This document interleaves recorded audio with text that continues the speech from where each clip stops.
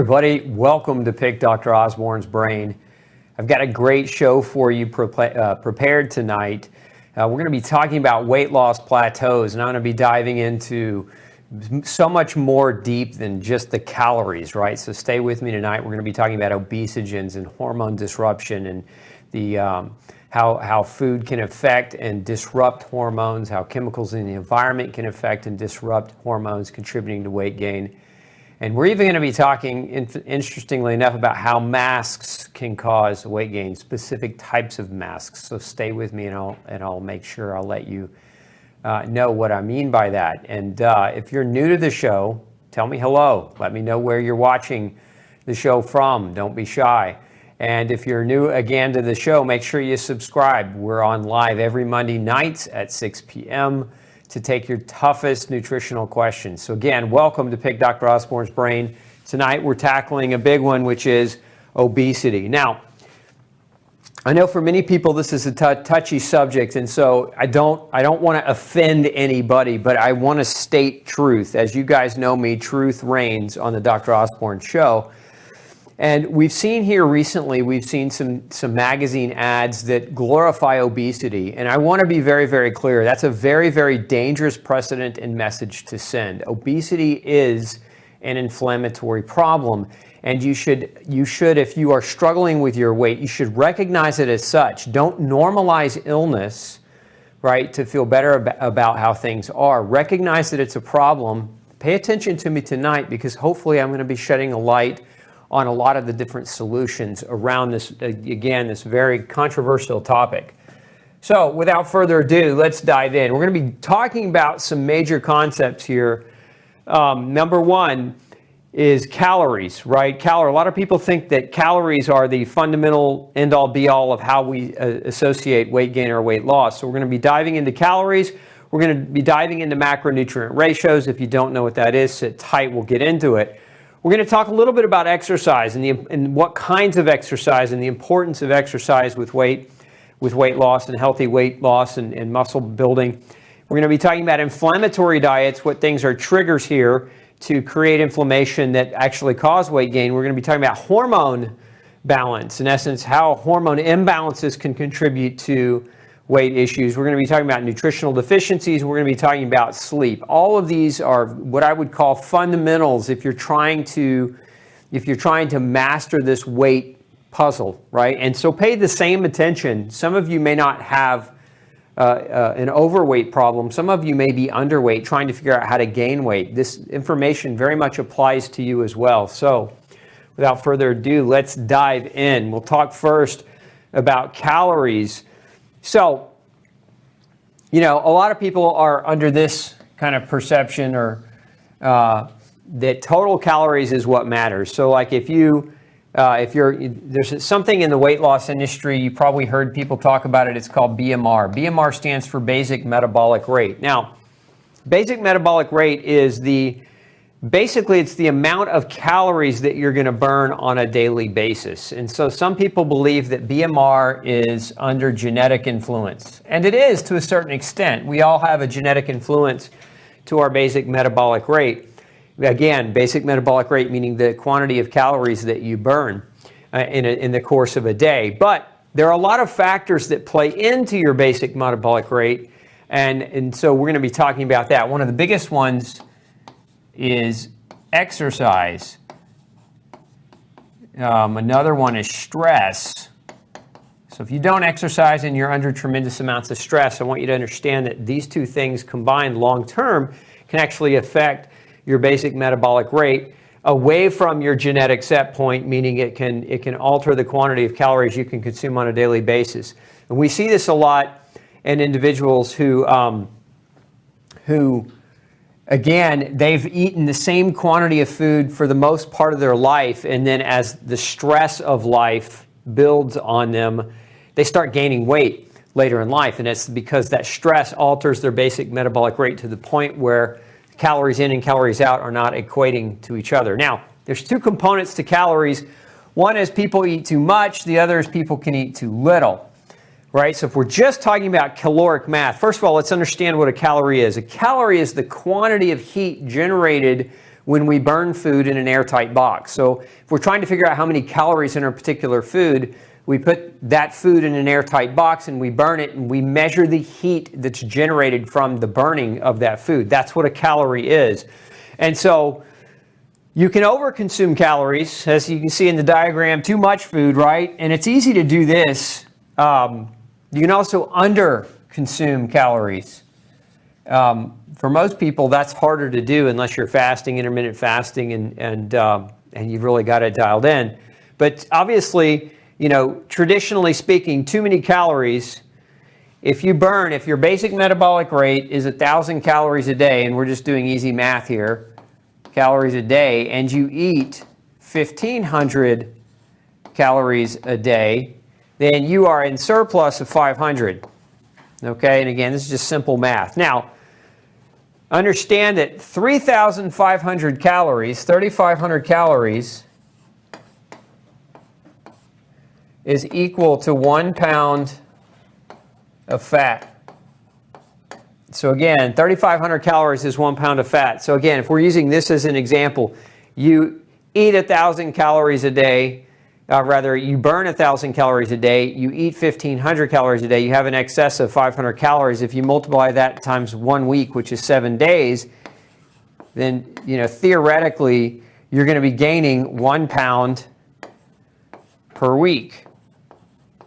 4 pounds a month, do the math, right? So again, this is if and only if calories were the only factor contributing to weight gain or weight loss. So it's important to understand that calorie counting can be important, but pay attention and remember this. We're going to go through some other things, in my opinion, are far more important, especially in today's world. And so if you have all these other things dialed in that I'm about to talk about, then you come back to this fundamental principle, which is how many calories are you burning at rest and how many calories are you eating? Account for exercise, because exercise adds to your BMR. So your BMR is your basic metabolic rate. It's how many calories you burn at rest. And when you add in your exercise and daily activity, that's how many total calories a day you expend. And that number needs to be less than the quantity that you're consuming totally in a day. So again, we use this 1,500 calorie example, but that may not fit you. And then there are formulas for BMR. So if you're interested in knowing what is my basic metabolic rate, then you can use, there are a number of different online formulas, calculators that you can plug in your age, your weight, etc., and it will give you a basic metabolic rate that is relatively accurate for yourself. So again, if you're trying to figure out your BMR and you've never done this before, check out look up online, look up BMR calculator, plug in your information. It's going to give you a base of calories, and then you plug in your exercise, and that's going to be your total caloric expenditure for the day. And then again, that number needs to be less than your total caloric intake for the day, and if it's less, then you should be losing weight. If it's not less, you're either going to stay the same, you're going to be at a plateau, or if it's too much, you're going to gain weight.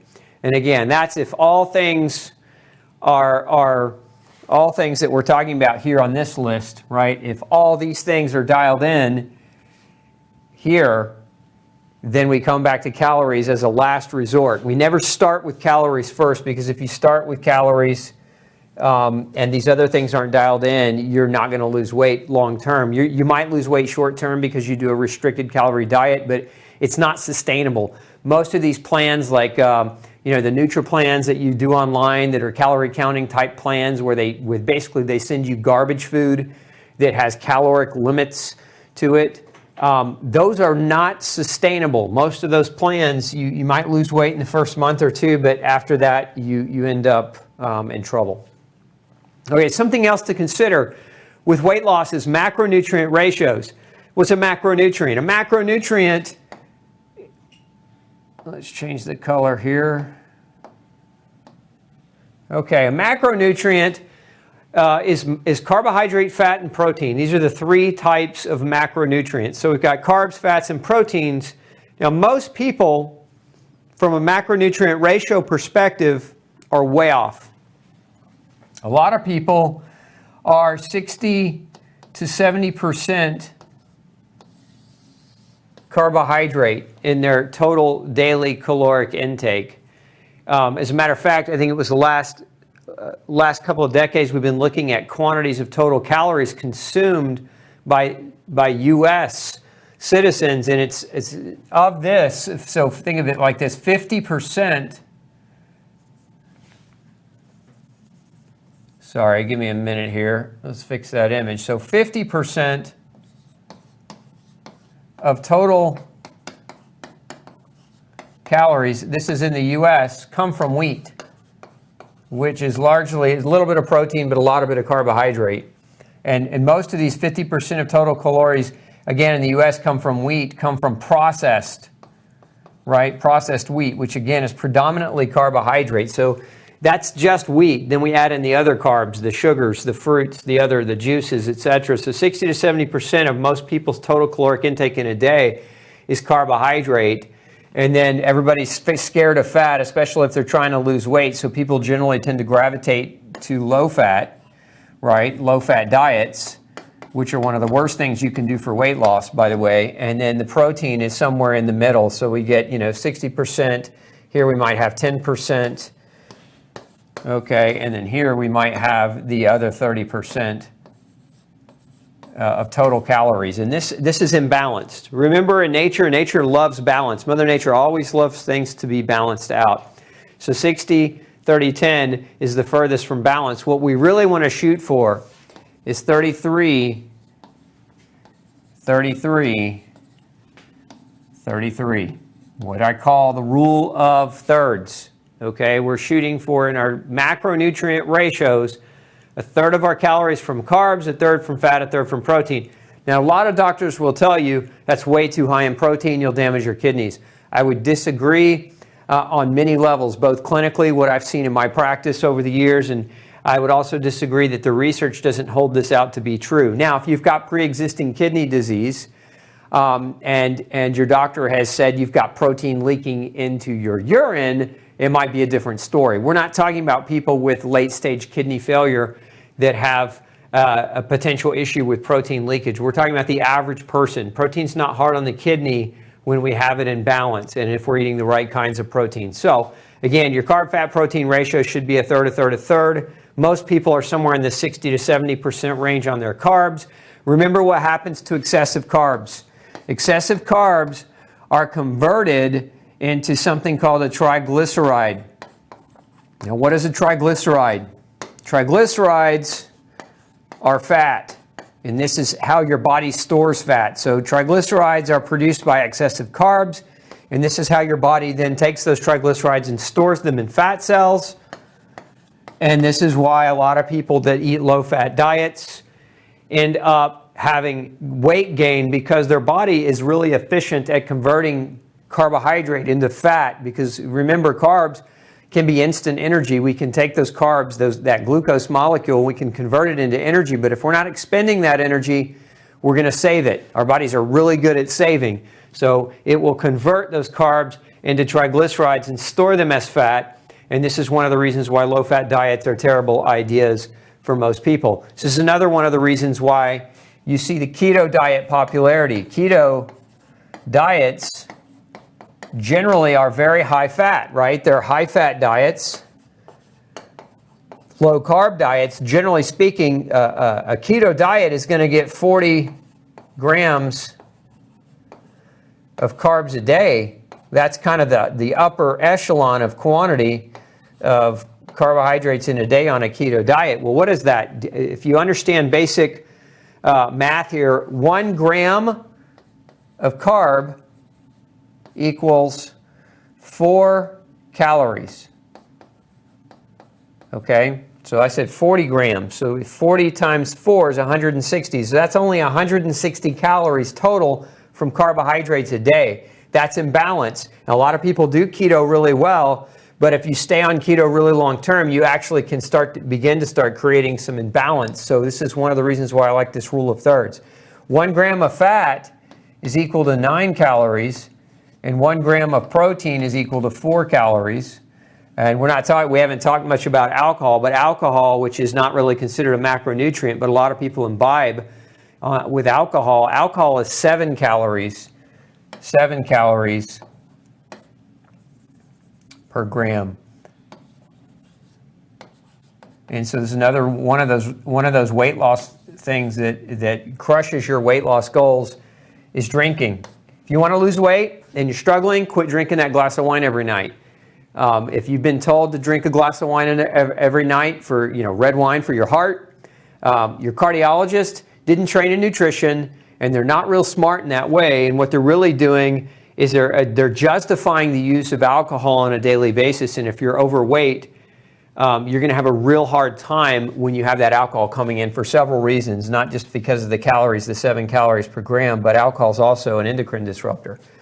Okay, so that's your macronutrient ratios should be about an equal third. So if you haven't ever counted your macronutrient ratios and you're way off, you're heavy carbohydrate, middle fat, middle protein, or low fat, you need to really look at bringing a better balance back to those ratios for weight loss, for healthy weight loss. And again, understand the premise of everything I'm talking about tonight is healthy weight loss, not quick fix. I got 2 weeks before my wedding and I need to squeeze myself into my bikini for my honeymoon weight loss. I'm talking about long-term, consistent weight loss where you actually have a chance at being successful indefinitely, right? Not quick stuff, because quick fixes generally backfire. Now let's talk about some dietary causes of weight loss resistance that don't have as much to do with calories, but have more to do with, so there's calories. Understand that calories are the thermal or heat generating, thermal effect of food. But food has a hormonal effect. And this is what's oftentimes missing from weight loss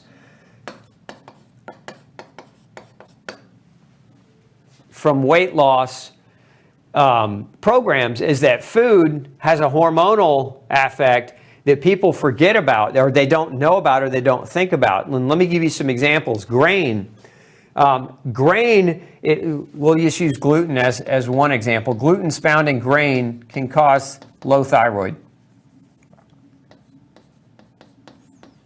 That's an example of how food causes a hormonal effect downstream. And of course, the thyroid hormone, producing adequate quantities is what sets your basic metabolic rate. Remember that term we used back here a minute ago, BMR? Okay, that's this term right here.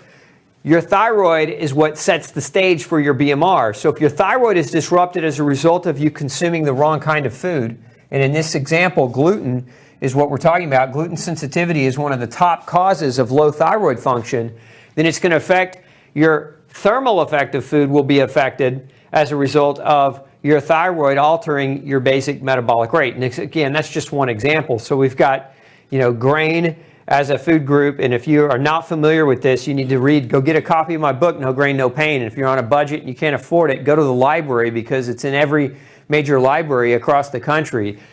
Get you a copy and read it so that you understand how grain can impact your hormone levels, among other things. And we'll talk a little bit more about it. Sugar. Remember what sugar does. Sugar converts to fat. As I said a minute ago, triglycerides. Sugar converts to fat. Sugar also has a hormonal effect, and that effect is on insulin. And let's talk about that for a minute, because I think it's important to understand.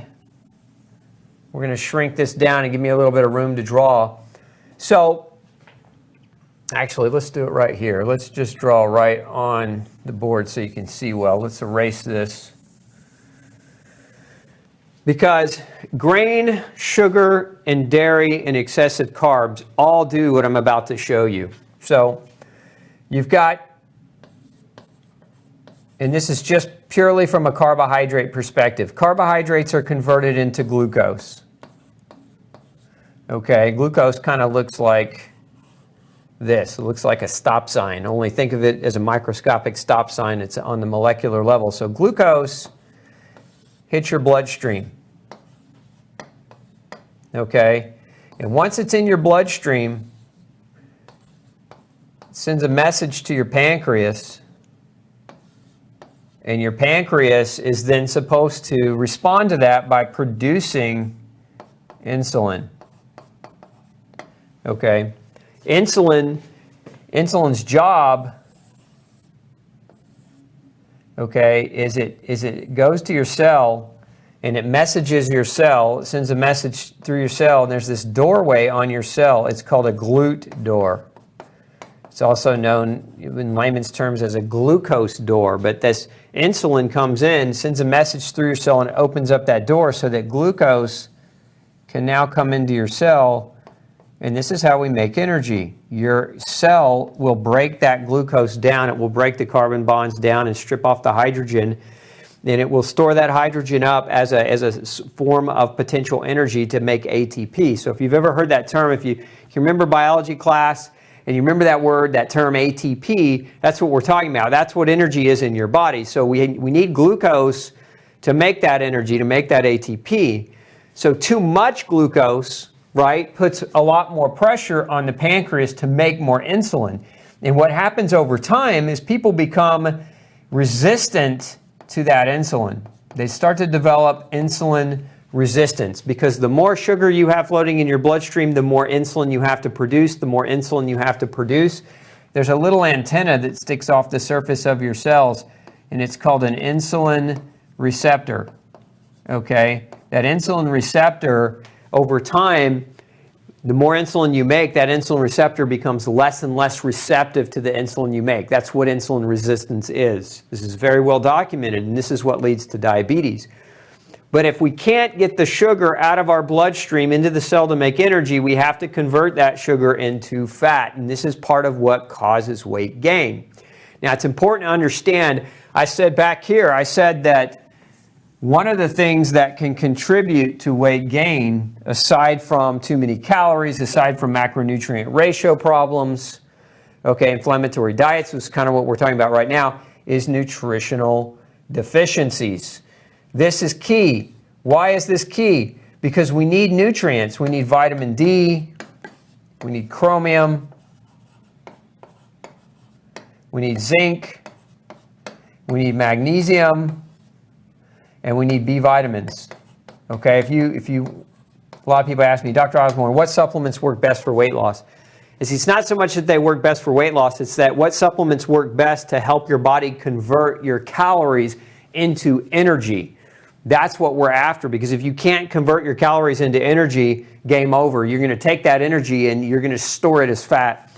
These are the primary vitamins, minerals that are necessary to convert calories, especially glucose calories, into energy. So remember that. B vitamins, zinc, magnesium, vitamin D, and chromium. Now let me show you why. So we'll come back to our drawing here. Okay. Once you make glucose from the food that you eat, remember I said before, think of this as step one, okay? That glucose hits the bloodstream, that's step two. Step three is it talks to your pancreas, that message. Now this step three, that requires vitamin D. In essence, you have more vitamin D receptors on the pancreas than anywhere else, and those vitamin D receptors are what are necessary to help the pancreas know when it's time to make insulin. So if you don't have a vitamin D adequacy, if your vitamin D levels are low, you actually can become insulin resistant and have weight gain as a result of just this one simple nutritional deficiency. And this is a super easy blood test to ask your doctor to measure. But then once we have those vitamin D receptors being engaged to properly make insulin, well, this requires zinc. Okay, zinc is like the centerpiece of insulin. It holds insulin together, the mineral itself does. And so you could be zinc deficient, and so what happens is you don't make insulin as effectively or as efficiently. So zinc is very important in this step, we'll call this step 4, which is insulin production. But then insulin has to communicate to the insulin receptor. And that insulin receptor, we're at a room here. Let's make a little bit of room here. Let's shrink this up. That insulin receptor is made out of chromium,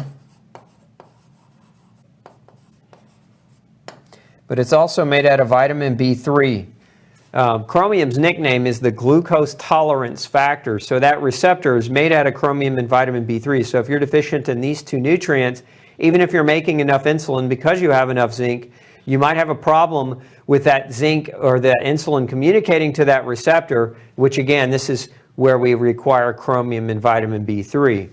And then once that glucose is allowed to come into the cell, so if we call this number 5 over here, to make energy, that's where this step right here requires B vitamins and magnesium in a very, very big way. It requires magnesium and B vitamins. So again, this is why I come back to zinc, vitamin D, B vitamins, chromium are critical for your ability to be successful at losing weight, but more importantly at generating energy, because people that can't lose weight generally are what? They're very tired. They're mentally fatigued. They have brain fog.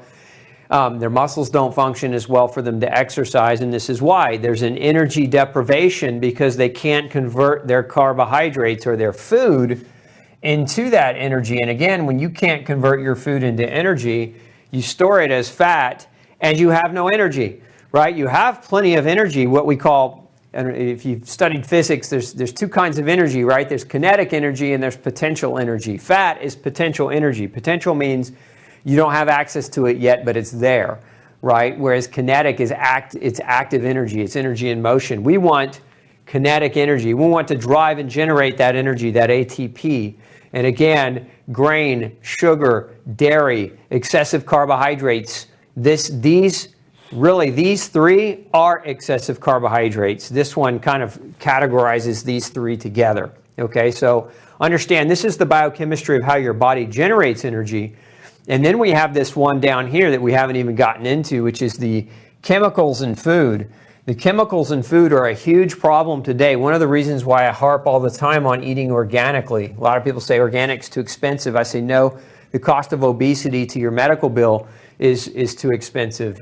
Eating organic is really relatively cheap, especially when you consider the cost of the food and the quality of life that you're going to have. You know, you can't purchase quality of life. Well, I guess you can. You can purchase it with good behavior. But the chemicals in the food, oftentimes these chemicals are referred to as obesogens. Okay, obesogens. Now this is a diagram. I pulled it, from a research study.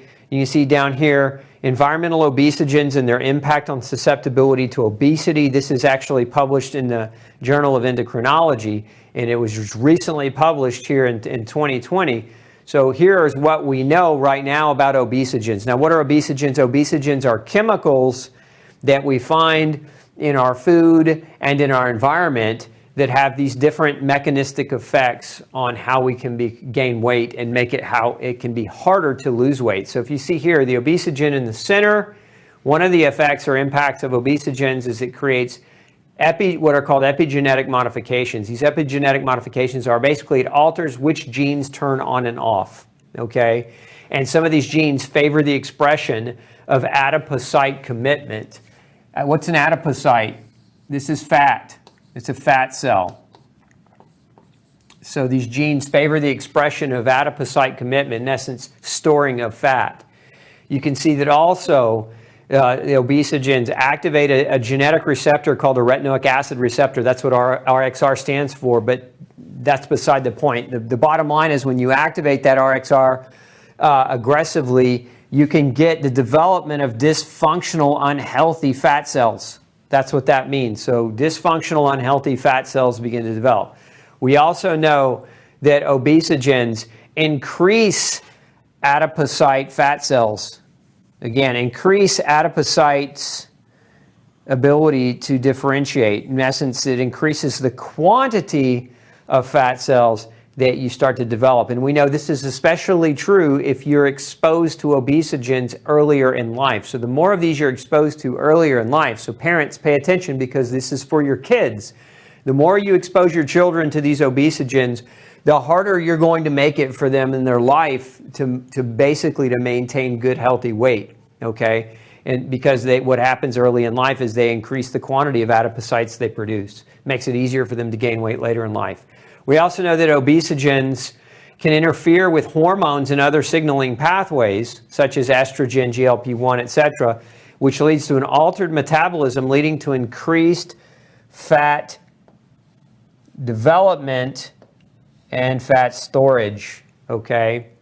And then we also know, we're not done yet, that they alter the gut microbiome composition in favor, okay, of obesity-related bugs, obesity-related microbes, okay? So these are the common biochemical understanding of what we know about obesogenic chemicals. Now, all that being said, so there's a lot of different mechanisms at work there. What are obesogenic chemicals? Like, what are we worried about here? Okay, let's kind of make a list. Pesticides.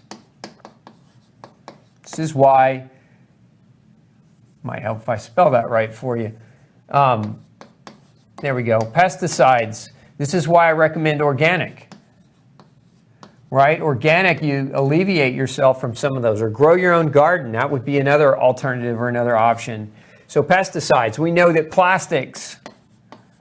Now, many of you have seen this term BPA, and you're seeing more and more like BPA-free, this, that, and the other. BPA is only one type of chemical in plastics. There are a lot of chemicals in plastics that are obesogens. So even if you're using plastics that are BPA-free, throw them in the garbage. Get you some glass, get you some ceramic, get you some stainless steel. Get away from using those plastics. We know there are other substances, chemicals in cosmetics. Ladies, if you use traditional cosmetics with parabens, many of them have plastics or phthalates in them. Those are also obesogens. We know, and it's not just cosmetics, it's soaps and lotions and shampoos. So a lot of the things that you might use for your hygiene, for the way that you look, right, these contain the potential for obesogenic compounds that, again, can make it much more challenging for you to normalize your weight. So you want to get these things out of your life as much as you possibly can.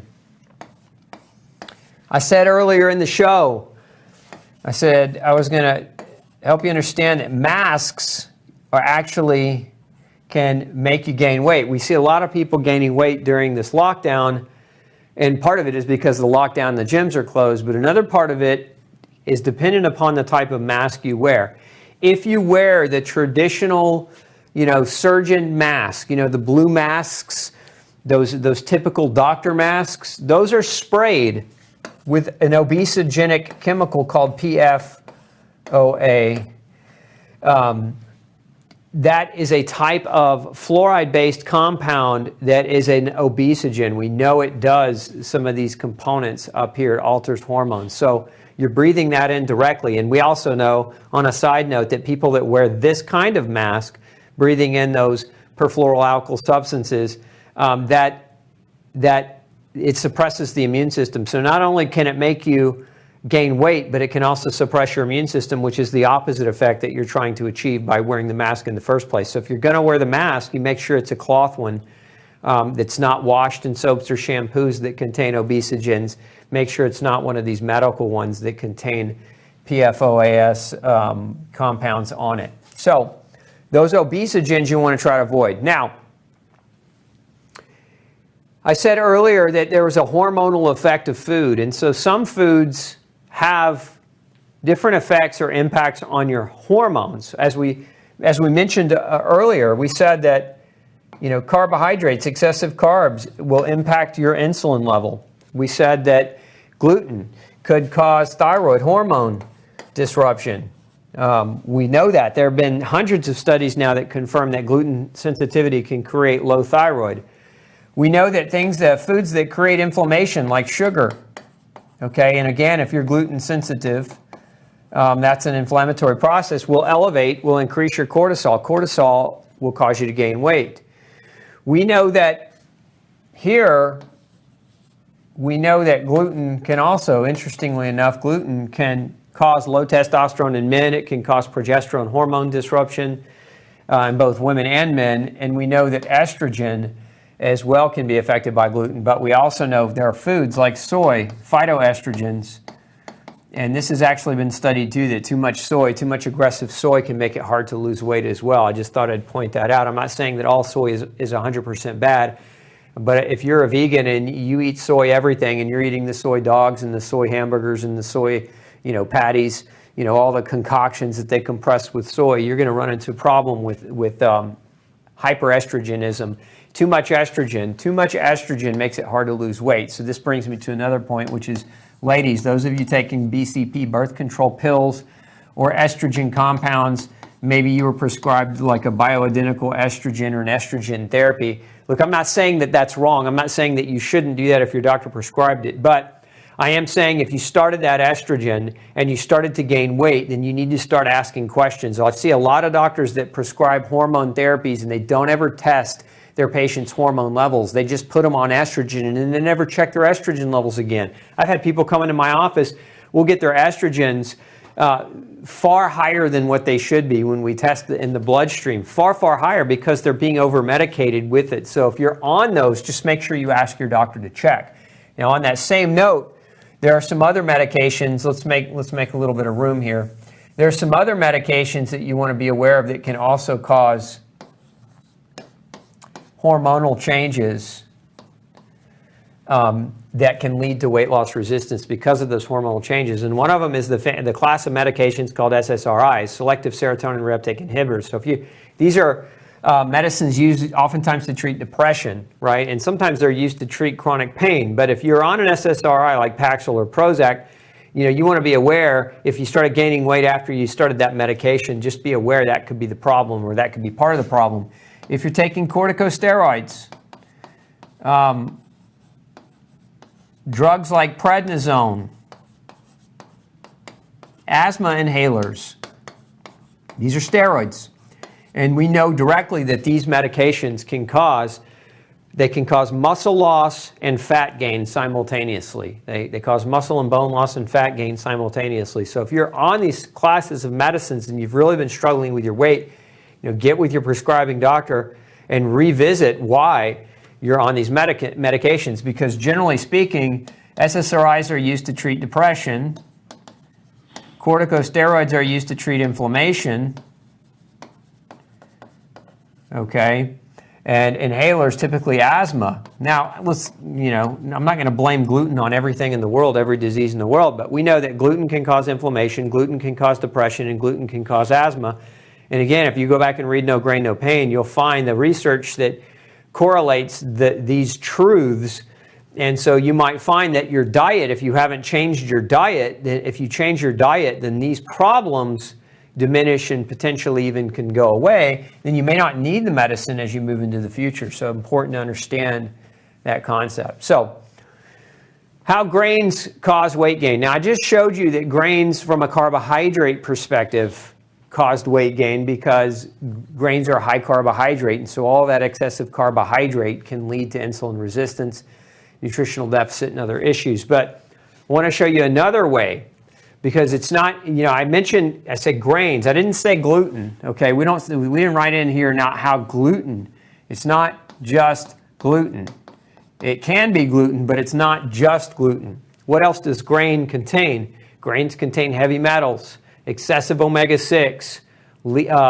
They contain substances known to cause leaky gut, like ATIs. So if we say here ATIs, which are a leaky gut inducing proteins. We know that grains contain excessive carbs, which I just talked about. We know that they can contain mold and mycotoxins. We know GMO, the pesticides, the chemicals sprayed on the grain. We know grains contain glutens as well, and pesticides, mycotoxins. So when you're eating a lot of grain, this is kind of part and parcel. These are many of the things that you're also getting exposure to. So all these things combined are going to lead to that inflammation. That inflammation leads to a chronic cortisol response. Now, what did I just say about corticosteroids? I said one of the drugs that causes weight gain is steroids. Now, remember, you make your own steroids. You make your own corticosteroids. And if you have hyperinflammation, if you have chronic inflammation, a disease of chronic inflammation, who is that? That's people that have autoimmune disease. That's people that have chronic pain, arthritis, if you will, the rheumatological arthritides, especially like rheumatoid arthritis and lupus, etc. So if you've got chronic inflammation, right, your body's naturally going to respond to that chronic inflammation by hyperproducing cortisol. It's going to make more cortisol over time. Just like the drug cortisol can cause muscle loss and weight gain, so can when your body makes too much. This is why we see people with hypercortisolemia. We see these individuals start to do what? We see them start to gain weight and lose muscle. When you gain weight and lose muscle, that leads to joint compression and joint pain, because as your muscles shrink around your joints, the joints are further compressed, okay? And when you lose that weight when you gain that weight and you lose that muscle and the joint's more compressed, what that generally leads to is pain, right? So then what do we do when we're in pain? We avoid the exercise, okay? And when we avoid exercise, we generally crave those comfort foods. Grain is one of those comfort foods. One of the things I didn't mention here is grain contains morphine compounds that make you feel happy, that get your fix on, right? So if you've ever wondered why you crave certain baked goods or cookies or other things, it may just be you're getting your morphine fix. There's a protein in grain called gluteomorphin that basically gives you a fix, a drug-like fix. And so when you're in chronic pain, as you're avoiding exercise, as you want to feel better, you gravitate toward choosing that food because it gives you that temporary relief, but it creates this vicious cycle, again, of chronic inflammation, chronic joint deterioration, chronic hormonal changes and abnormalities. Now, all that being said, before I move on to this next slide, all that being said, okay, what do we have to do? Because some of you say, one of the reasons I hear is I don't exercise because I hurt. So due to increases in pain, I don't exercise. So step one, if you can't exercise because you're in chronic pain, step one is change your diet. Okay, change your diet where you avoid the grains, the dairy, the sugars, the obesogens, okay, all the chemicals, the processed junk that people call food. People call strange things food. And, so you avoid the wrong foods, but then you actually look at what you are eating in terms of real food and look at those ratios overall. Do you have equality within your ratios?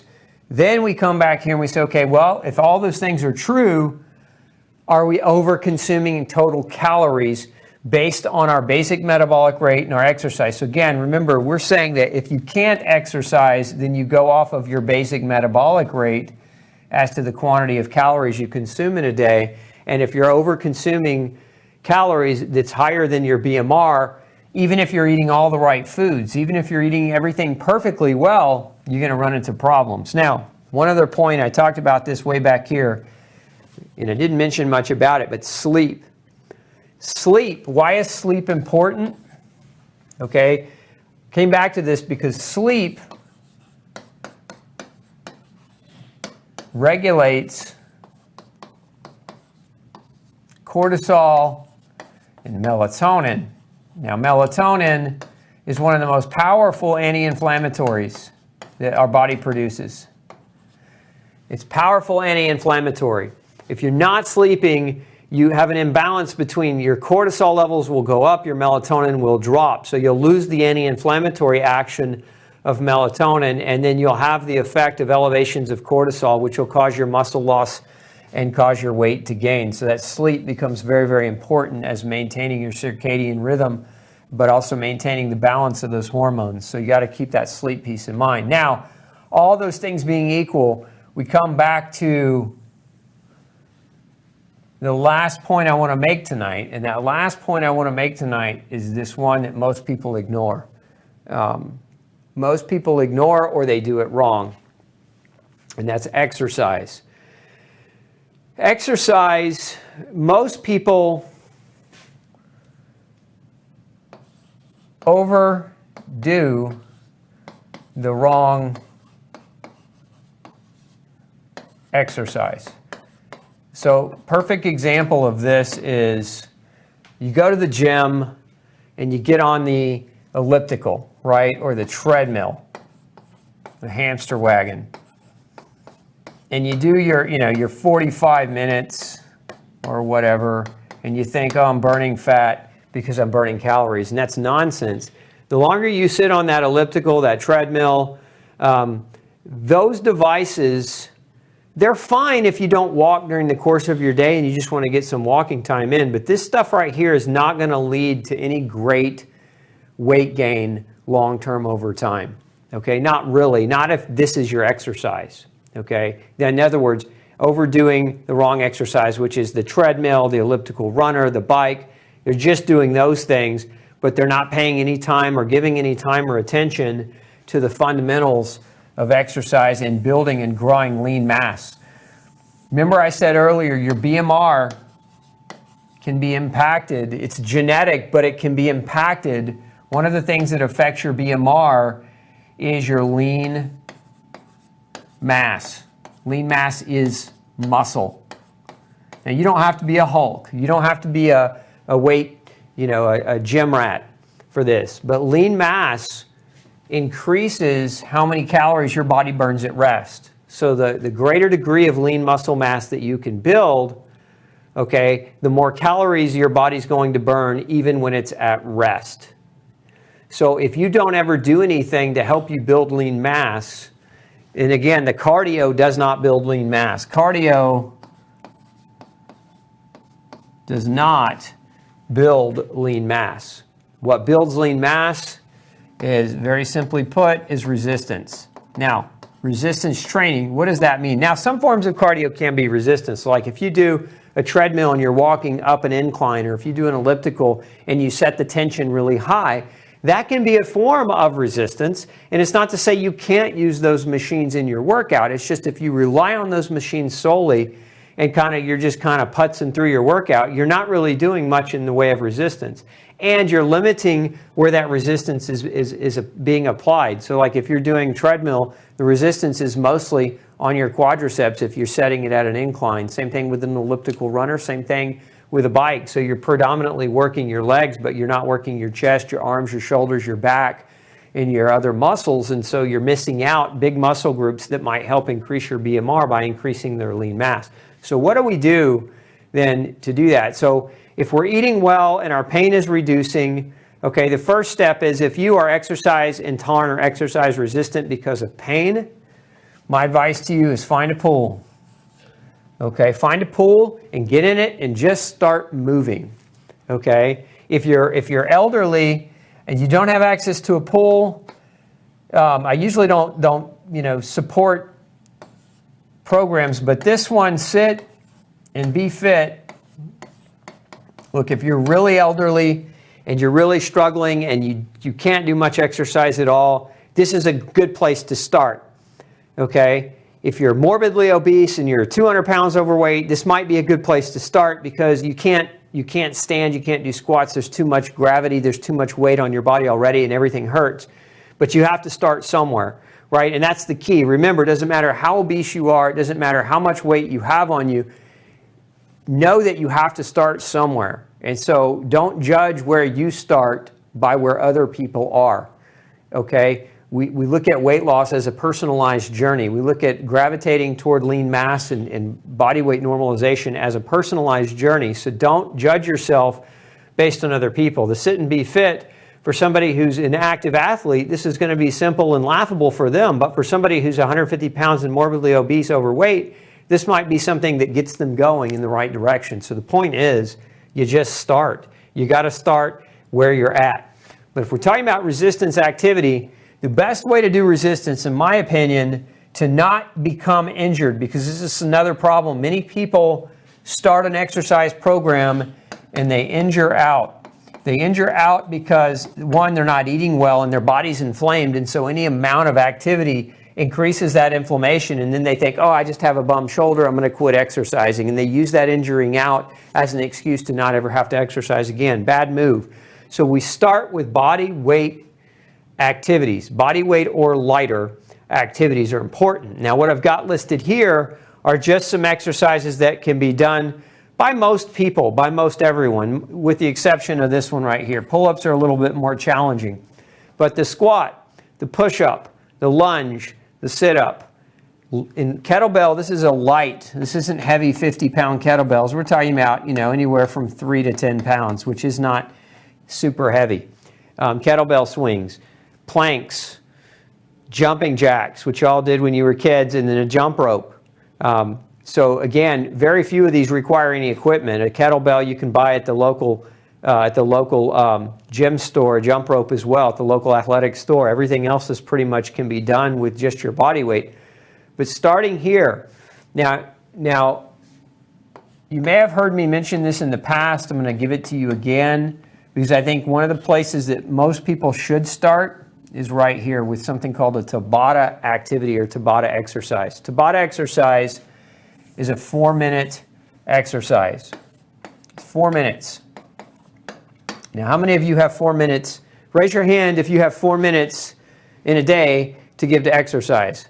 And if you don't raise your hand, just check out of the show right now, because if you don't have 4 minutes to give yourself, I can't help you. 4 minutes. What is the pattern? The pattern of a Tabata is 20 seconds of work, 10 seconds of rest, times 4. Or rather, I'm sorry, not times 4, times 8. 8 repetitions or 8 cycles of 20 on, 10 off. That equates to 4 total minutes. And so when you're doing a Tabata, you pick one of these exercises. So for example, if we were picking a Tabata squat workout, we would do 20 seconds of squatting, then we would rest for 10 seconds. Then we would repeat 20 seconds of squats, rest for 10 seconds. We do 8 rounds that way in total. That's, again, 4 total minutes, and we're done. Okay? That's a Tabata. Now, Tabata is named after the researcher who discovered that if you did about 8 minutes of what's called high-intensity interval training daily, that is actually the most beneficial dose of exercise for the average person, is 8 minutes a day. You don't have to do 2 hours in the gym or 90 minutes in the gym. If you will just commit to 2 Tabatas 4 to 5 days a week using this pattern, 20 seconds of work, 10 seconds of rest times 8, you can take your body and you can start building lean mass. Remember, when you start building lean mass, you increase your basic metabolic rate. When you increase your basic metabolic rate, you increase the quantity of calories that you burn at rest.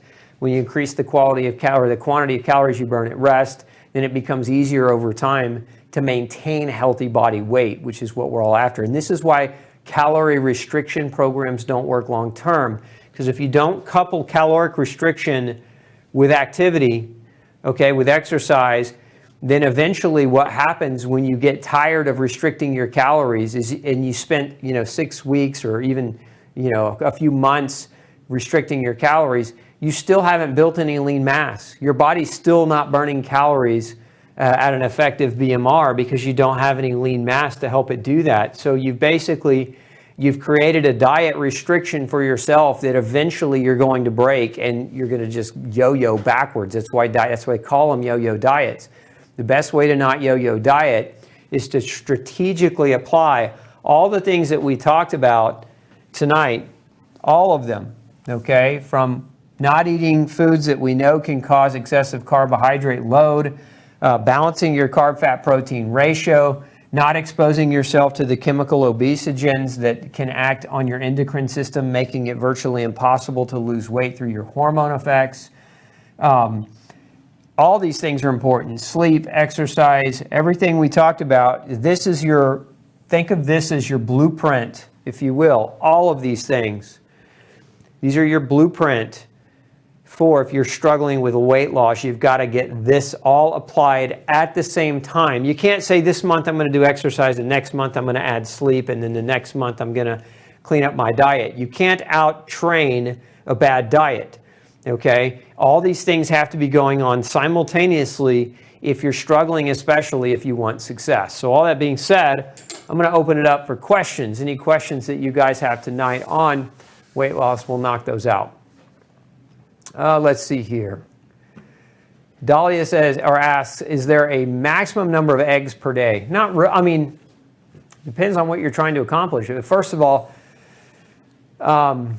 Yeah, there probably is a maximum number, but that number may be different for different people. I would just simply say, Dahlia, that if you're eating more than 2 or 3 eggs a day, you probably want to look at diversifying your diet a little bit better, and also remember that eggs are one of the top 8 allergens, and oftentimes eggs can be a trigger for some people's inflammation. That's not to say they are for you, but you just want to know that information.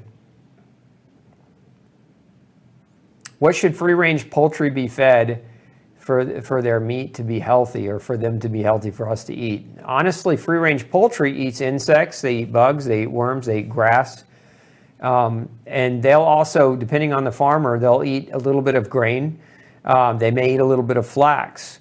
So it just depends on who's growing or who's raising those hens. But if you're talking about a commercial farm, most commercial farms, even with free-range chickens, especially if they're in the northern climates, are going to have to supplement the diet of those birds in the winter months where the grass is not green enough for them to feed as aggressively.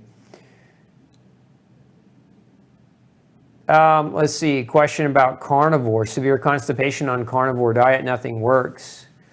It's because probably the carnivore diet's not the right move for you. You may be just getting overall too much meat. Meat can be very hard on the stomach acid. So if you're not producing adequate stomach acid to break all that meat down, you can start getting backed up. That meat will constipate you and it will rot inside of you, creating other kinds of problems. So if you're on that carnivore diet, you might consider, we have something called ultra acid, and it's a mixture of betaine hydrochloride and some other digestives that help you break that meat down a little bit more effectively. But I don't really recommend the carnivore diet indefinitely. Some people use it in the short term to feel better, but I don't recommend it. For most people, it's not a balanced diet. And again, it also depends on how they embark upon a carnivore diet, because a lot of people just eat the meat, but they don't go with the organ meats and some of the other more nutrient-dense selections. What can I do for loose skin after losing 32 kilos in 1 year? Wow, congratulations. That's fantastic that you lost that much in the year. Time, your body's going to, some of that loose skin, your body's not going to resorb. That's one of the things about being overweight and then losing the weight, is you will have loose skin. Now, some people get with a surgeon to have surgical removal of that loose skin, and I would say that just is that's a personal decision that you may want to make. Let's see here. How do you find the calorie count of things like fresh vegetables and fruit, etc.? That's a good one. So one, you can buy what's called a nutritional almanac, and you can find these at local bookstores. You can actually probably even download them digitally nowadays. But a nutritional almanac will list the caloric value of different select foods, including the different fruits and vegetables. They also make applications you can download to your phone. One of them is called MyFitnessPal, put out by the company Under Armour, and that app allows you to punch in your food or to type in your food and how much food you're eating, and then it will give you back a carb, fat, protein analysis, caloric analysis of that food as well. Let's see, scroll down on that right side. Okay. So is LATA diabetes a nutritional deficiency? No, it's not a nutritional deficiency. In my experience, it's an autoimmune problem. And one of the biggest factors I've seen in that type of diabetes is you've got to go grain-free.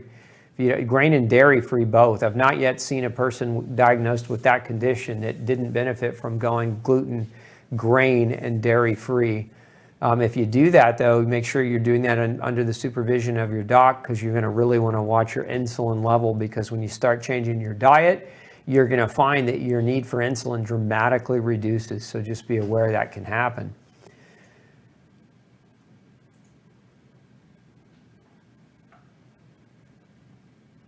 Let's see here. Is tiger nut and cassava flour safe if you're gluten sensitive? Yes, tiger nut flour. Tiger nut is a tuber, and cassava is a root vegetable, so both of those are okay. Question on what is vitamin C? What is the detox? So you're asking about my product, my actual formulation of vitamin C. We actually use a wild African potato to produce detox C. So it does not contain any citrus, and it does not contain any corn, which is what most vitamin C products are made out of, is corn. As far as vitamin C and high oxalate levels, look, you don't want to mega dose vitamin C if you struggle with oxalate issues. So if your oxalate levels are super high and you have chronic kidney stones, I would say you would probably want to stick to 1 gram or less of vitamin C in a day. I wouldn't go any higher than that, just again, because of the potentially increased risk for developing an oxalate kidney stone. Let's scroll down on the right side.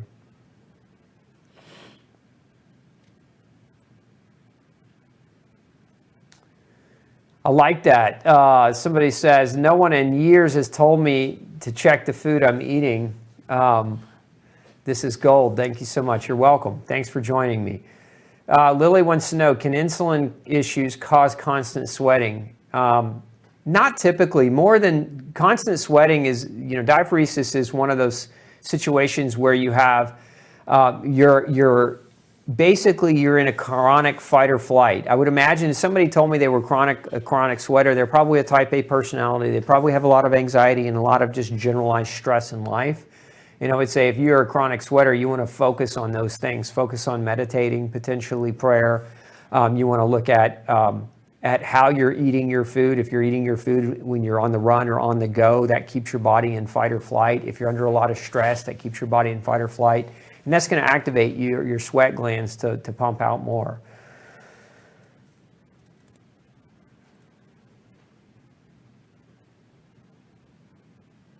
Let's see.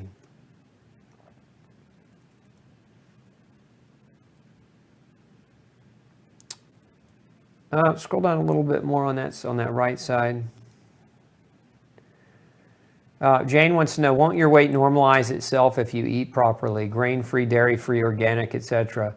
That's a good question. And yeah, for many people it does. But for many people that continue to struggle, these other strategies that I talked about tonight are oftentimes necessary to start. Remember, that's something else I should probably mention. Just because a person is normal weight doesn't mean they're healthy, right? There's actually something called skinny fat, where you can be thin, not overweight, but you're under-muscled. And that's what we call skinny fat. Skinny fat is when you're under-muscled, but you're not overweight, you're still at just as great a risk of developing heart disease and diabetes and other metabolic disease. So it's not always just about the weight, even in and of itself, as we relate it to the scale. To me, a far more accurate way to assess, whether you're a healthy weight is not to necessarily weigh yourself on the scale and look at what's called your BMI, your body mass index, which is basically it's a ratio between your height, your age, and your weight. But it's to check your body fat composition, to actually measure your body fat percentage. And so they make scales now that are commercially available that people can buy that will help you measure your body fat composition relatively accurately. The brand I like most with body fat scales is called Tanita, T-A-N-I-T-A. They have good technology and they make a good body fat and analyzing scale. It will tell you what your percentage of lean mass to fat is. And so ladies, you want to keep your body fat percentage somewhere between 17 and 12%. Like that's a really good range for women. For guys, it's a little bit different. Probably you want to keep yours somewhere under 15%. And for guys, depending on your body style, you can go as low as, in some cases, healthily, 5%. So it just depends on your body style. But that gives you a range as to kind of what to look for. Let's see. Cacao, yerba mate, and guarana seed can help with fat usage. I don't recommend those. Those are all hyper-caffeinated herbals, and too much caffeine stimulates cortisol and causes B vitamin loss. So if you're using those to help with weight loss, what it really does is it drives the sympathetic nervous system. It just amps you up. It may help you with your exercise and your energy in the short term, but in the long term, it can cause B vitamin deficiencies and put you in a sympathetic dominant state. And so it's not sustainable. Again, we want sustainability within our program, so that excessive caffeine is not something I encourage. Try to keep your caffeine intake below 100 milligrams a day. That's about the size of a cup of coffee or a couple of cups of green tea. But if you start getting over that, you get in trouble.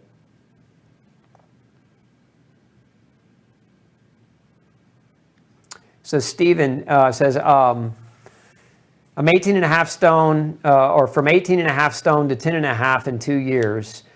Am now grain-free, vegan, and no nightshades. It's lots of lentils and beans and coconut milk, which makes lots of wind. What can I do apart from air spray?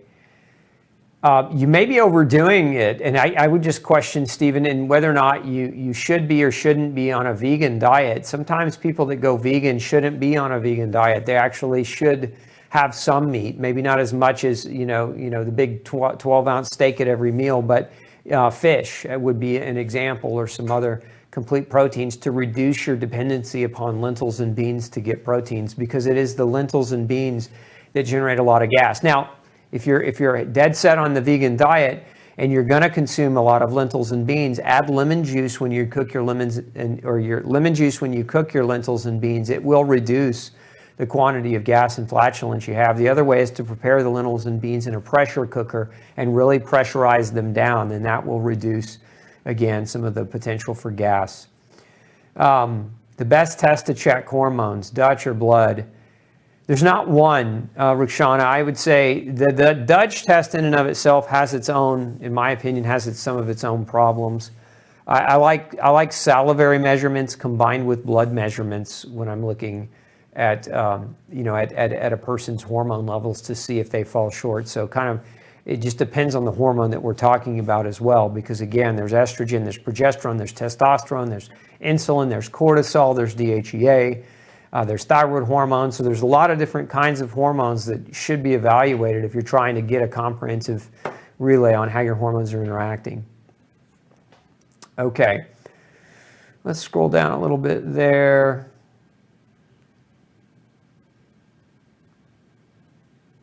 Is it true that when you consume foods that are allergens that it will cause an increase in insulin?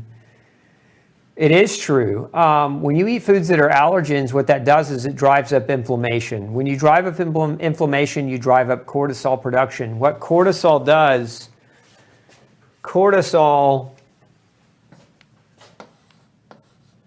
increases blood sugar.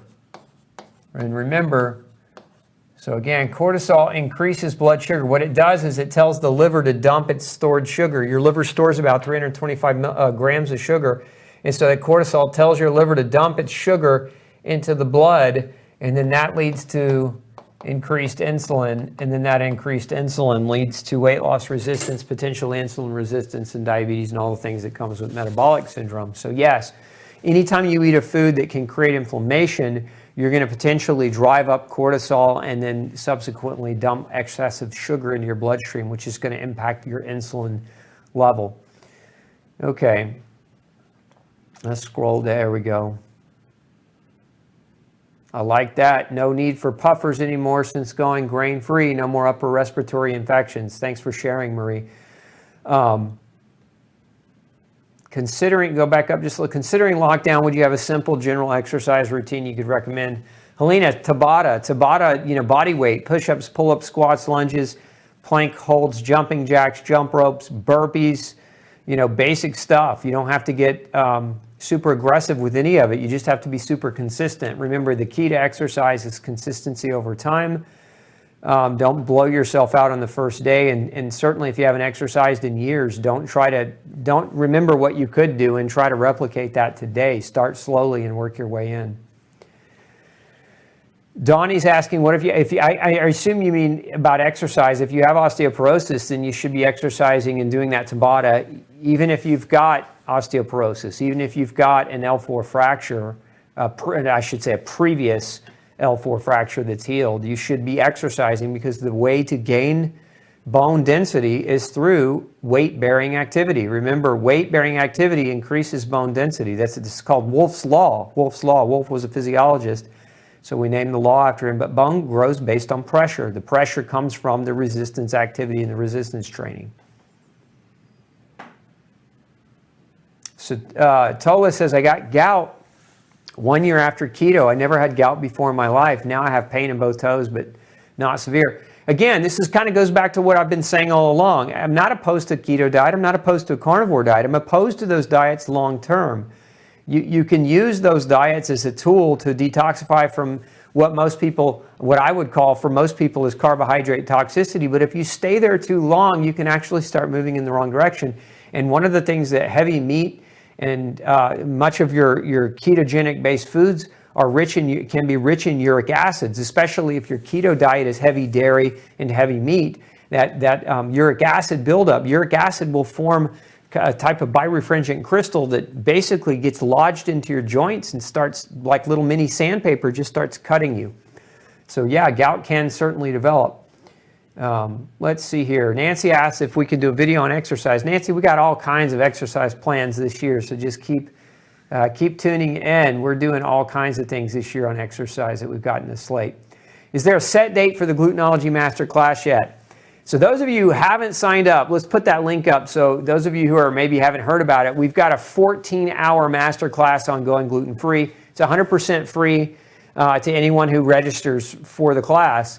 And we've got it tentatively. It's a couple of weeks. It may be 2, it may be 3. We're working out a final few kinks and editing a few videos, just a few minor changes that have to be made before it's polished and ready to go. So it'll either come your way in mid to the last week of February. So just keep your calendar open for that time frame. Okay, let's see. Can you lose weight after menopause in spite of the hormones being off? Absolutely. Absolutely. Where I see women in menopause struggle with weight loss is the consistency in sleep and their consistency in exercise. Like those are the two big areas that I see women fail. They're not consistent with their exercise. They're not consistent with their sleep pattern.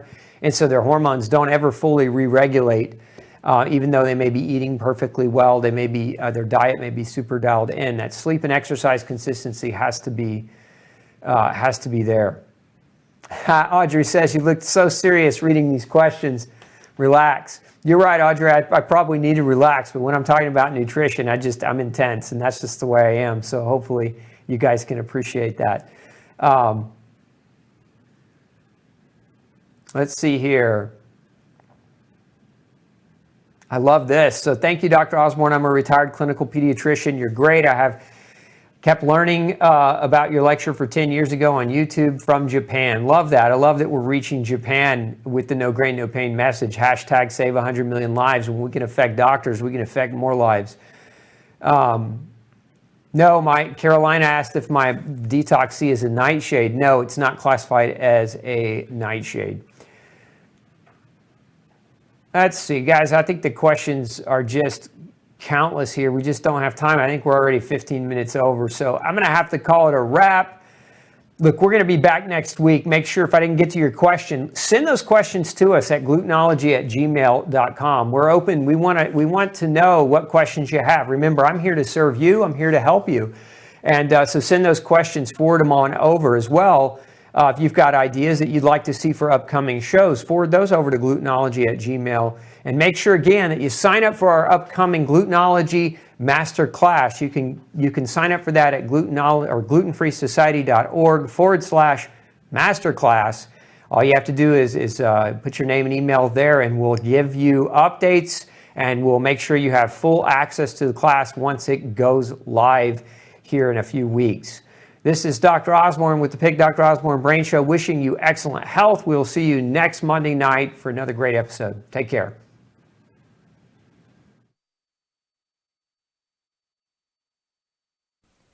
Hey, don't forget to tune in next week, same time, 6 p.m. Central Standard Time, for another Pick Dr. Osborne's Brain Show. Bring all your toughest health questions to me. I look forward to answering them.